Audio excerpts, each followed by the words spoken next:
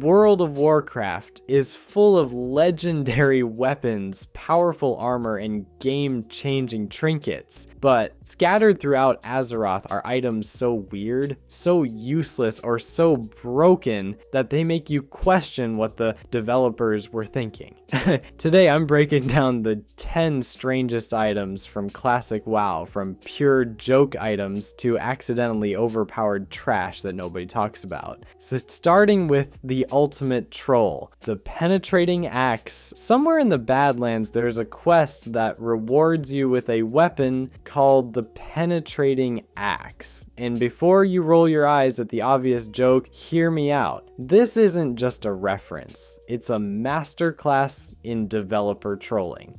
The penetrating axe is a level 42 handed axe with genuinely terrible stats. 7 to 14 damage, that's it. No bonus strength, no bonus stamina, nothing. For context, by level 40 you should have a weapon doing double that damage minimum. The item description simply reads, penetrates armor, which sounds like it should do something, right? Armor penetration, a debuff, anything? Here's where it gets weird. Players have been testing the penetrating axe for hidden properties since vanilla launch. Thousands of people have equipped it against high armor targets, tried using it during specific events, tested it against certain NPCs, data mined the game files looking for secret code, and after 2 decades of collective investigation, the community has found exactly nothing. No armor penetration mechanic, no hidden debuff, no Easter egg. The flavor text is just flavor text, but people still don't believe it. Every few months, someone posts a new theory about how the penetrating axe might have a hidden armor reduction effect that just wasn't properly coded. Maybe it works against specific enemy types. Maybe it stacks with certain abilities. Maybe the tooltip is lying and it actually does something incredible. The speculation never stops, and Blizzard has never confirmed or denied anything, which only makes it worse. Despite the suggestive name and mysterious description, it has absolutely no special mechanical properties beyond being an objectively bad weapon. It's just a joke, an item that exists purely to troll players who think every quest reward must be worth using. And honestly, the fact that players are still testing it 20 years later means Blizzard won. But if you think a completely useless weapon is strange, wait until you see the item that lets you summon the ghosts of your victims. Barov Peasant Bell. The Barov Peasant Bell is either the darkest joke Blizzard ever shipped in classic WoW, or proof that early 2000s game developers had absolutely zero chill. And I can prove it. Here's what it does. You use it and a ghostly peasant appears. That's it. The peasant stands there for about a minute or two, completely non-interactive, totally useless, and then vanishes. The item tooltip literally says for entertainment purposes only. You can use it repeatedly with a cooldown between uses, but here's where it gets dark. The Barov Peasant Caller comes from the Barov family quest chain in the Western Plaguelands, specifically tied to Scholomance. The questline has you working for the Barovs, an evil noble family with a legacy soaked in necromancy and exploitation. You're recovering their land deeds from inside Scholomance, a dungeon literally built by sacrificing hundreds of students to transform it into a school of necromancy. The Barovs turned their academy into a death cult headquarters, and now you're helping restore their claim to power by looting boss corpses in their cursed school. The peasants you're summoning, their spirits bound to the Barov family's land. The entire Barov legacy is built on generations of peasant exploitation, forced labor, and eventual mass death when they turned Scholomance into a necromantic nightmare. You're not just working for a family with a dark past, you're actively helping them reclaim territory they ruined, and your reward is an item that summons the ghosts of people who suffered under their rule. Blizzard looked at this and said, yeah, let's make that a repeatable cosmetic item with no cooldown. The entertainment value is watching the spirits of exploited laborers follow you around Ironford. It's not a bug, it's not an oversight, it's intentional dark humor baked into a vanity item. The roleplay community is completely split on this. Some players refuse to complete complete the bar of quest chain on moral grounds because their character wouldn't align with helping necromantic nobility. Others see it as peak early 2000s edge and wear it like a badge of honor. There are guild debates about whether using the collar breaks character for good aligned players. Meanwhile, the item exists in-game with zero mechanical value beyond reminding you that you helped a family of necromancers. It's a memento of your questionable life choices, disguised as a novelty item. Blizzard didn't just let you help restore an evil noble house. They gave you a souvenir, but if you think summoning ghost peasants is weird, wait until you hear about the item that's literally just a sponge. Luffa, the single most forgotten trinket in World of Warcraft history, is a sponge, not a magic sponge, just a cleaning sponge that removes bleeds. The Lufa is a quest reward from killing 20 Incendisaurs in Searing Gorge, equips in your trinket slot, and has exactly one function: it removes bleed effects. That's it, no stats. Just an on-use that clears bleeds. It's a kitchen sponge with anti-bleed properties that somehow made it into the game as a green quality trinket. You walk into Searing Gorge, murder some dinosaurs, and your reward is bathroom supplies. And I can prove this wasn't an accident. Blizzard developers sat in a meeting, looked at their Searing Gorge quest rewards, and someone said, you know what players need? A bath sponge that stops bleeding. And nobody stopped them. They coded it, made it a quest reward, wrote tooltip text explaining it removes bleeds, and shipped it. A sponge as a trinket from a dinosaur killing quest. They could have made it anything. A bandage item, a healing potion, literally any fantasy themed object. They chose a cleaning sponge. The problem is nobody uses it because most players don't even know bleed removal is useful. I get warriors leveling through the game get bled constantly by raptors in Stranglethorn Vale and don't realize this exists. Rogues running around with Rupture and Garrote in PvP never think I should equip a sponge. Druids using Rake and Rip have no idea their opponents could theoretically counter them with a level 45 quest reward from Searing Gorge. The item does something genuinely helpful and almost zero players interact with it because it's a cleaning tool in a fantasy game. It's so obscure that even the useful overlooked trinkets and classic WoW discussions barely mention it. You'll find entire forum threads debating engineering trinkets and PvP cooldowns, and the loofah gets maybe one comment from someone who remembers it exists. Because equipping a sponge feels ridiculous even when it's mechanically correct. It's a bleed removal trinket disguised as bathroom supplies. Players would rather take bleed damage than admit they're using hygiene products as combat gear.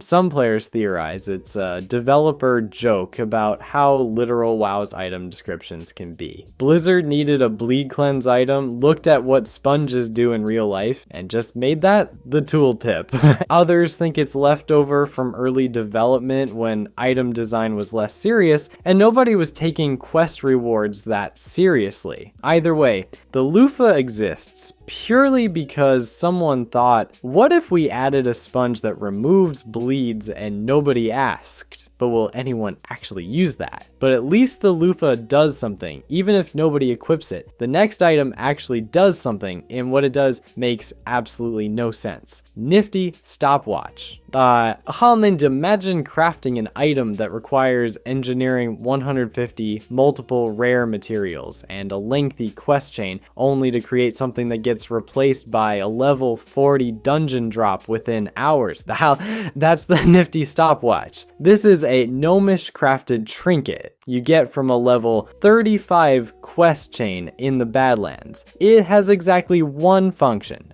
When you activate it, you run 40% faster for 10 seconds. Then it goes on a 30-minute cooldown. No combat stats, no passive benefits, just 10 seconds of sprint followed by half an hour of waiting. You can equip it in your trinket slot, which means giving up an actual useful trinket for something that works less than 0.05% 95% of the time. The materials alone make this absurd. You need mithril casing, which requires smelting mithril bars. You need gold power core, which burns through expensive components. You need to be deep enough into engineering that you've already invested hundreds of gold leveling the profession. All of this for a trinket that barely functions. Here's the thing though, by the time you complete the Badlands quest chain and hit level 35, you're already close to getting your mount at 40. The stopwatch gives you a 10-second burst of speed, slightly faster than a mount, but only once every 30 minutes. Your mount works indefinitely, costs less gold than the materials for this trinket, and doesn't require engineering at all. You're literally 5 levels away from making this item completely worthless. 5 levels. That's maybe 8 hours of leveling for most players. Blizzard included it as an engineering leveling item. The idea was giving players a unique mobility tool, something that felt rewarding for investing in professions that made the journey to 40 feel less painful,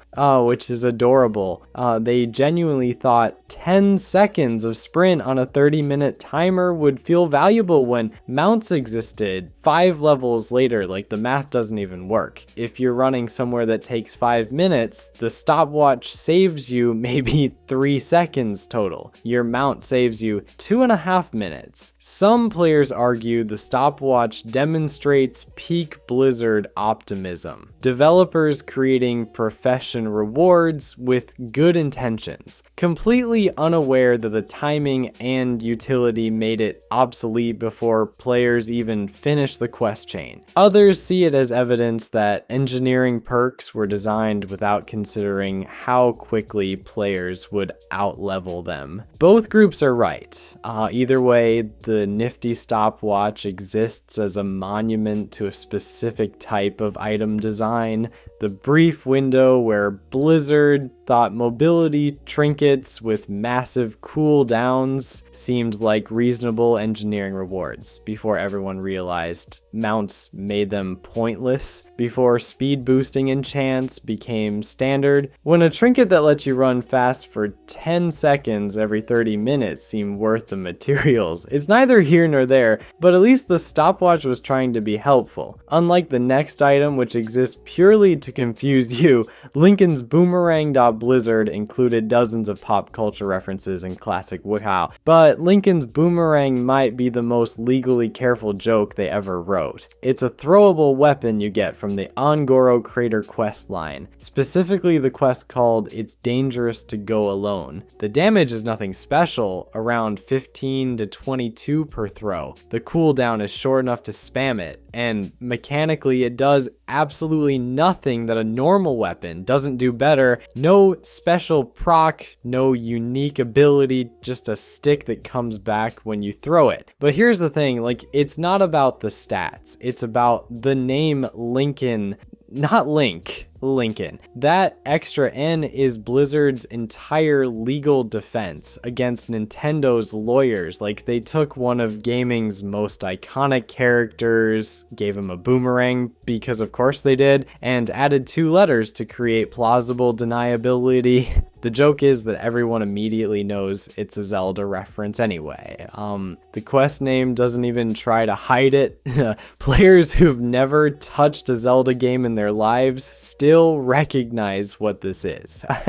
It's a wink so obvious it becomes the joke, and the WoW community lost their minds over it. Lincoln's Boomerang became legendary not because it's useful, but because it's a collectible. Players run the Ongoro quest chain specifically to grab Lincoln items for novelty value. There's an entire subset of the player base that measures reference quality, like it's a competitive sport. Which Zelda callback is the best? Which one captures the spirit of the franchise?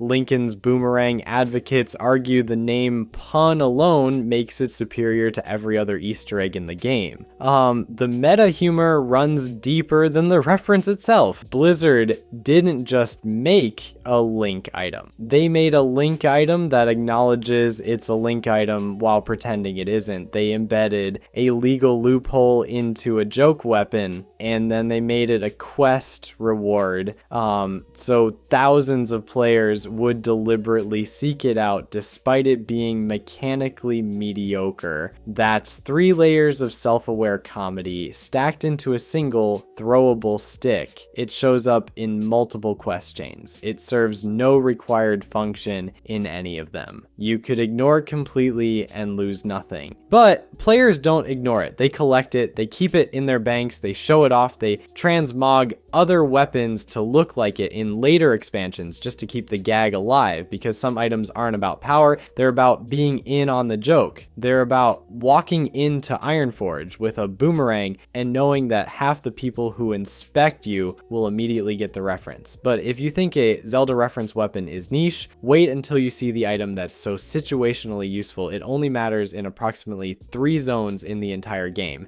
Tidal Charm. The Tidal Charm is a trinket designed for PvP that basically nobody uses in classic World of Warcraft. And I can prove it. This is a trinket you can get from Prince Nazjac, a rare elite spawn in Arathi Highlands. It's classified as uncommon rarity, which means it's not exactly rare, but it's not something you trip over either. When you equip it in your trinket slot and activate it, it roots nearby enemies in ice for 5 seconds. With a 30-yard range, it also gives you 4 stamina and 4 spirit as passive stats. The root is an instant cast, it has a 15-minute cooldown, and it works exactly as advertised. Here's the problem. A 15-minute cooldown for a 5-second root is laughably bad. You get 1 use per fight if you're lucky, maybe 2 if the fight drags on forever, which almost never happens in actual PvP scenarios. Most crowd control abilities in the game have cooldowns measured in seconds or minutes, not a quarter of an hour. Frost Nova, 30 seconds, Kidney Shot, 20 seconds, Hammer of Justice, 1 minute. The Tidal Charm sits at 15 full minutes for the exact same duration of crowd control that other classes are throwing out every 30 seconds. Actual viable PvP trinkets? Dozens of better options. The Insignia of the Alliance or Horde removes all movement impairing effects and has a 5-minute cooldown. The Rune of the Dawn gives you a damage absorption shield every 2 minutes. Trinkets with shorter cooldowns that do more impactful things? Pretty much all of them. Reasons to farm a rare elite in Arathi Highlands for this specific item. Maybe if you're desperate and have literally nothing else to put in that slot, which is a situation that lasts approximately until level 35. But here's where it gets weird. The Tidal Charm exists in the game with its full functionality intact. It's not half finished. It's not bugged. It works perfectly for the PvP utility it was designed to provide. Players have been theorizing for years that Blizzard originally planned for trinket cooldowns to be way longer across the board and then rebalanced everything late in development. The Tidal Charm is the smoking gun. Why would you design, balance, and implement a crowd control trinket with a 15-minute cooldown if every other CC in the game has a fraction of that downtime? The community consensus is that someone at Blizzard sat down and said, let's make trinkets feel really impactful with long cooldowns, and then someone else said, actually, let's not do that at all, and the Tidal Charm just got left in the game like a relic from an abandoned design philosophy. It's the equivalent of building a submarine and then realizing you live in the desert. Sure, it works great, but when are you going to use it so you've got this perfectly functional, well-designed trinket that solves a problem the game doesn't have? At least it's situationally useful, unlike the item that fires 6 random demons at your face with 0 control over what happens. 6 Demon Bag. Here's a question. What if you could activate a trinket and have absolutely 0 idea what would happen next? That's the 6 Demon Bag. It's chaos incarnate as a game item. You click it and pray. The 6 Demon Bag triggers one of approximately 6 to 12 random magical effects every time you use it, summoning temporary demonic creatures, causing area damage, applying debuffs to enemies or yourself, or just producing visual spectacles that accomplish nothing. Each use has a cooldown period ranging from 30 seconds to several minutes, depending on which effect the game randomly decides to give you. You cannot choose which result occurs. You cannot predict which result will happen. You cannot even guarantee the result will help you instead of killing you. The item is fundamentally designed around uncontrollable gambling. Every activation is a dice roll with unknown results and potentially catastrophic outcomes. For organized raiders, this is a nightmare. You're fighting a boss that requires precise positioning and timing. Someone activates the 6 demon bag, suddenly there's a demon in the middle of the raid pulling aggro or an AoE effect that breaks crowd control, or a debuff that stacks with existing mechanics and wipes the group. Min-maxer guilds banned this item from organized content immediately. Too unpredictable, too uncontrollable, too likely to cause catastrophic outcomes. Some guilds implemented actual penalties for players who brought it into raids, others just kicked people on sight if the item appeared in their inventory during gear checks. But for PvP trolls and raid comedians, the 6 demon bag is beloved specifically because of its unpredictability. You're dueling someone in Stranglethorn Vale and you activate it mid-fight. Maybe you summon a demon that finishes them off. Maybe you debuff yourself and die instantly. Either way, it's hilarious. The community has extensive video compilations of the worst 6 demon bag moments. Players triggering it during boss encounters and accidentally aggroing half the dungeon. Players using it in battlegrounds and summoning demons that attack their own team. Players clicking it in cities and causing visual chaos that crashes nearby clients. One particularly memorable clip shows a player activating it during a world boss fight, summoning a demon that pulled 3 additional enemy packs, which caused a chain reaction that wiped approximately 40 people in under 15 seconds. The item is a direct reference to the bag of holding archetype from D&D fantasy tropes. You reach into a magical container and pull out something completely random, but where D and D bags contained items, the 6 demon bag contains consequences, uncontrollable, unpredictable, frequently terrible consequences, and that's exactly what made it popular. Not because it was good, or not because it was entertaining. The tension between comedy gold and tactical nightmare is the entire point of the item's existence. It's designed to create stories, not wins. Blizzard designed this knowing exactly what would happen. They created a trinket that serious players would hate and chaotic players would love, and they were correct on both counts. The item split the player base perfectly down the middle between people who valued consistency and people who valued entertainment value, which is honestly more controlled randomness than you get with Gnomish engineering, where the explosions are guaranteed but the target is negotiable. Gnomish Net-O-Matic Projector. Gnomish engineering gave us a lot of questionable gadgets in classic WoW, but the Net-O-Matic Projector is the one that made everyone go, wait, this is allowed? Because here's the thing, it's a spammable route that trivializes kiting for basically every class with ranged capability. And Blizzard apparently never saw that coming. The gadget fires a net projectile at enemies within 25 yards, completely rooting them in place for 10 seconds. That alone would be decent. But there's no cooldown beyond the global cooldown. You can spam this thing over and over for the cost of some cheap reagents. Most crowd control abilities in Classic have significant cooldowns or diminishing returns to prevent abuse. Mages get Frost Nova on a 25-second timer. Hunters have to manage trap cooldowns carefully. This has neither restriction, just the standard 1.5-second global cooldown stopping you from firing another net immediately. For hunters and casters, this thing makes solo grinding exponentially safer than the developers intended.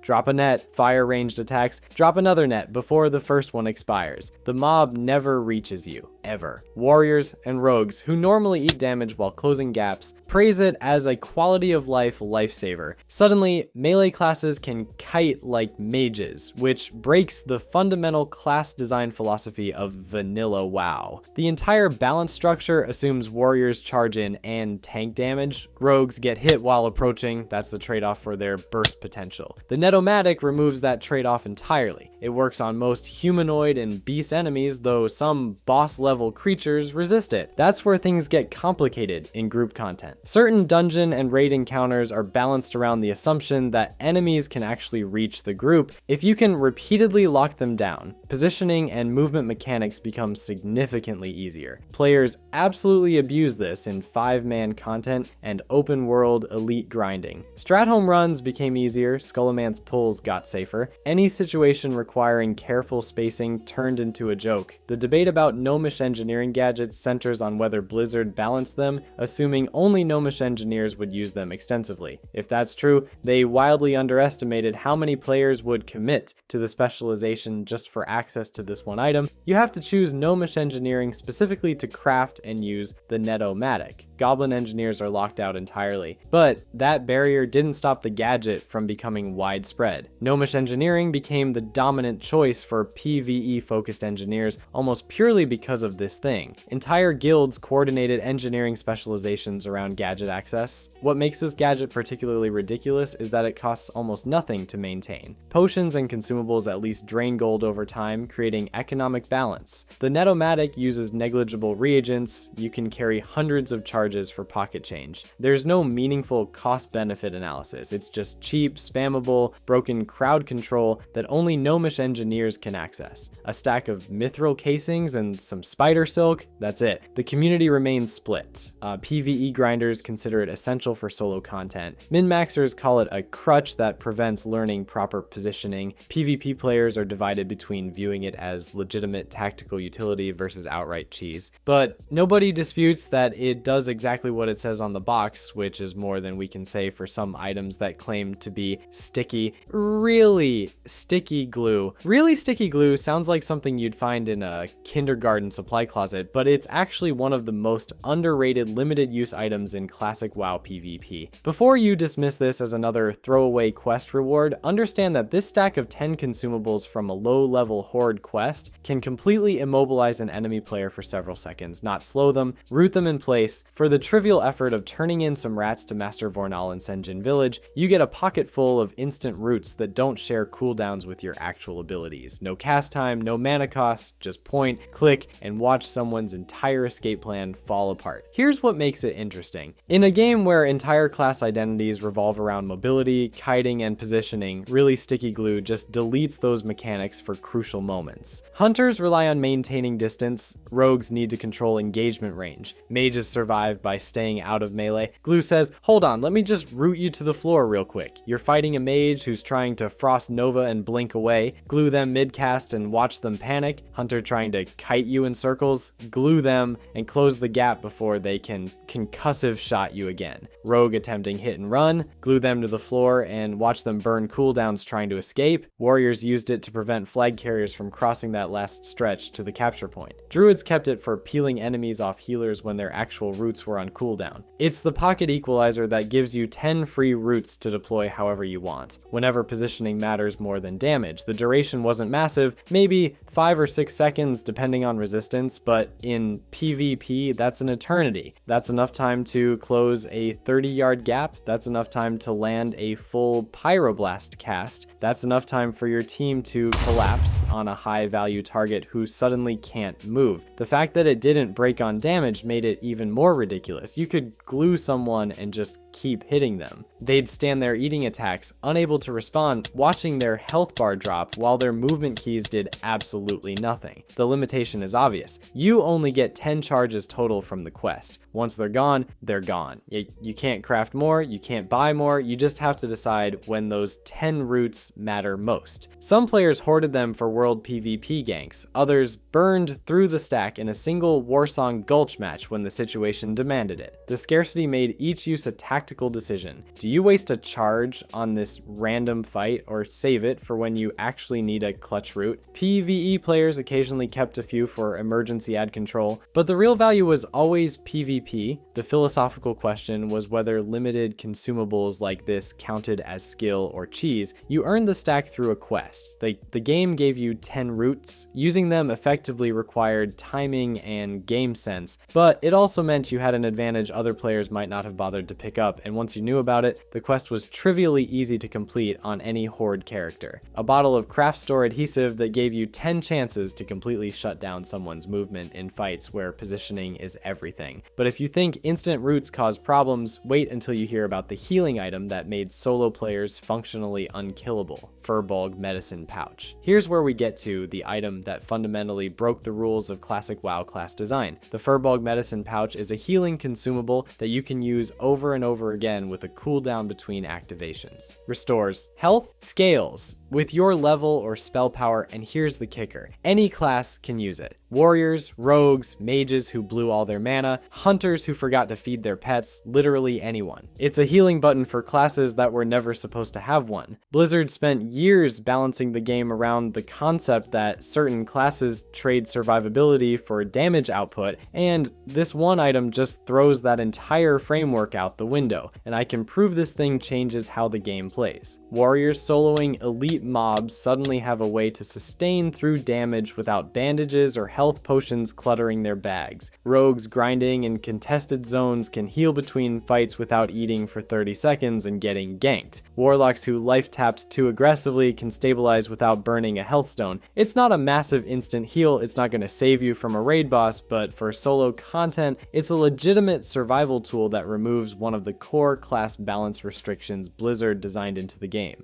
The healing amount isn't game-breaking on its own, but the fact that it's reusable and doesn't share a cooldown with potions means you're essentially running around with a third health bar option at all times. You get it through Furbolg faction quests or vendors, and the item itself is repeatable. Not one-time use like a potion. You click it, it heals you, it goes on cooldown, you wait, you click it again. That loop is what makes it absurd. Classes that were balanced around not having self-healing suddenly have self-healing. The entire philosophy of rogues trade survivability for damage gets undermined when the rogue can just click a pouch every 30 seconds and top themselves off. Same goes for warriors who were supposed to need pocket healers for difficult content. Now they just need a pouch and some patience. The item doesn't just supplement your class kit, it actively fills in the gaps that were supposed to be weaknesses. But here's where the community splits into two camps. Casual players call it indispensable. If you're soloing Dire Maul tribute runs or trying to farm Tyre's hand as a warrior, this thing is the difference between succeeding and corpse running 6 times. It democratizes challenging content. People who don't have time to form groups for every farm session can actually accomplish things without begging for a pocket healer. It expands what's possible for the average player without trivializing the content itself. Hardcore players call it training wheels. They argue it prevents people from learning proper kiting, proper resource management, proper cooldown rotation. If you rely on the pouch, you never learn to play your class correctly. You never develop the instincts to avoid damage in the first place because you've always got a backup heal waiting. Some refuse to use it on principle, viewing it as a crutch that cheapens their accomplishments. The philosophical divide is real. One side sees an item that lets non-healers tackle content that would otherwise require a group. The other side sees an item that removes the consequences of poor gameplay and turns solo grinding into a low-skill spam fest. Both are correct. The Furbolg Medicine Pouch is simultaneously the most helpful utility item on this list and the most controversial, because it doesn't just give you a weird cosmetic effect or a random combat trick, it changes how your class functions at a fundamental level, and depending on your perspective, that's either the best thing Blizzard accidentally included in vanilla or the worst. If you enjoyed this video and want to see more, click the video on the screen now.